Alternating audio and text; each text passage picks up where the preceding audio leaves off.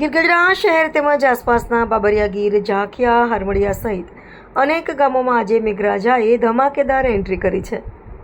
છેલ્લા અંદાજે 15 દિવસથી વરસાદની આતુરતાપૂર્વક રાહ જોઈ રહેલા ખેડૂતોમાં વરસાદ વરસતા ખુશીની લાગણી છવાઈ ગઈ છે. વરસાદથી ખેતીના કામોને વેગ મળવાની આશા વ્યક્ત કરવામાં આવી રહી છે. સાથે જ પશુ પક્ષીઓને પણ પાણી મળતા રાહત અનુભવાય છે. સમગ્ર વિસ્તારમાં ઠંડક પ્રસરી જતા લોકોને ગરમી અને બફારામાંથી પણ રાહત મળી છે. પ્રતિનિધિ અશરફ મકરાણી, ગીરગઢડા.